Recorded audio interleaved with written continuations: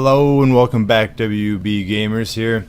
So a new game that I've been playing quite a bit is this Era Celestials, and I wanted to break it down. I didn't see a whole lot of videos that were out there kind of explaining not just the ins and outs, but kind of the strategy behind this game. So I'm going to break it down into short episodes here for us and kind of walk through each little thing and then compile a few videos that detail some strategy and maximizing the overall effort you can get out of your character here for you. So the first thing I'd like to kind of walk through is the overall layout. Now mine's relatively complicated, mainly because I've been playing for quite some time. As you go through the tutorial itself, you won't have every single icon on here. You kind of unlock them as the game goes on.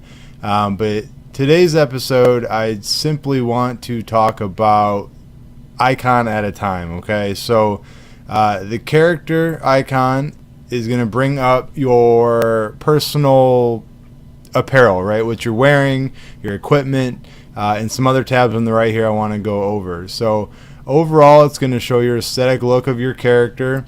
As I'm spinning here around, it's going to show your equipment here as far as your set pieces and what you have, which we can get into a little bit later. Your artifacts, which are the 4 items down here. Your imps that you can buy and wear that help you do a few different things. Your wedding ring, essentially. We can get into that later. On the right, your overall stats. Okay, and I think this piece is missed quite a bit. It does lay out your overall attributes. And kind of what this does for me is shows me where I'm lacking. If I'm too heavily balanced for offense, it can lead to devastating, negatives as well for us. So the first thing here is character. On the next tab, you're going to see your costumes. This is going to be pretty much everything you unlock, either from various different events or spending some money, or top-ups as they call them. But you have 3 sets here. You have your costume armor, which constitutes your overall actual effects. So as you can see, as I click on them, it does change my overall appearance here for you. Some of them are pretty cool. You can get these. These are the normal ones. You can, as I mentioned, get these other ones through events. Personally, I don't waste too much time with these. They do boost as you click on the armor bonus down here.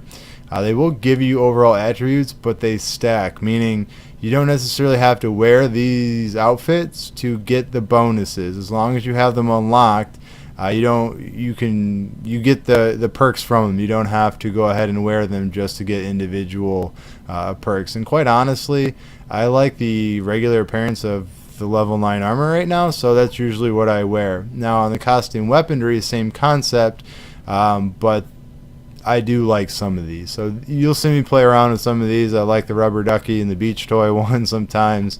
I just unlocked this Imperial Glory from the event. That was last week, so I use that one a lot. And the costume effect is these little things that spin around you. Again, each one of these has a slight effect bonus to it.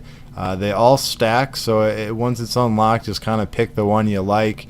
You're always going to have the normal ones you can unlock through the game, events, and then of course the store is the one you buy, assuming there are any at that time. So I usually wear the cowboy belt buckle. I just find it better than some peaceful doves or bear paw print, but that's pretty much it for the costume tile. Purely aesthetics, minus unlocking them will boost your BR over time. Your title itself is a little bit more in depth, so you have many that are normal through different achievements, whether it's getting first place in the arena or just barreling out some of the achievements over time. And some you can unlock through other events and VIP titles. Usually VIP titles, though, you have to buy with diamonds, even though you unlock and bought the diamonds to begin with. And what I mean by that is, say, I could get Supreme VIP, or I'm sorry, Extravagant VIP, but I'd also have to spend, $50 of the $100 in diamonds I just spent to unlock that title. So to me, that's kind of silly, not necessarily worth the attributes. But if you click on the read more, it'll tell you exactly what it gives you, and you can only equip one of these. So for instance, I read more. This does more than many of the other ones I have, and you get the Peerless War God by being first in the arena, So you can change not only the attribute but the appearance. So let's say, for instance, I wanted to wear this. I love this purple and I want the Dauntless Pathfinder, right? I can click appearance and wear it without actually changing the attribute from the one that I actually wanted to give the better perk bonus. So play around with that, and usually the attribute, only the one that has the best attributes. The appearance, on the other hand, go ahead and wear the one that you like best.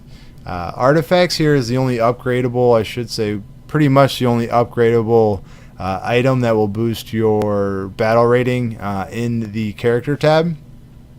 There's 4 different pieces to it. Now you'll acquire these artifacts pretty much from the beginning and going forward, but these will help individual aspects, right? So if you look, the sword does your attack, the shield does your hit points, the staff will help with your fatal hits or critical hits, and the book itself is your attack bonus. So pretty much a multiplier for your attack, which is really the one that will boost your battle ranking up.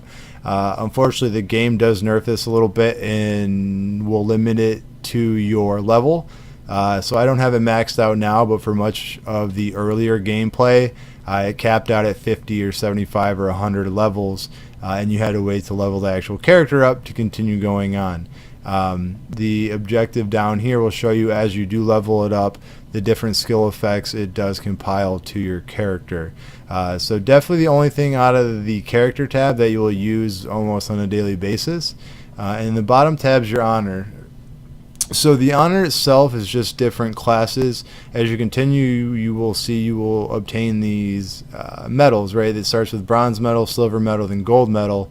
And as you level up, you can get different badges. So it starts out relatively simple and then takes a long time to grind out to find these. Now, it's not something you have to actively do. Your automation at night will get them mostly for you. It's just patience. And these are craftable, so you can turn bronze into silver and silver into gold. So even though as you level up and only need silver or gold, you should not discard the lower metals. So that's it for today's video on the character tab. Stay tuned next time and we'll go over the inventory. Thank you guys and have a great day.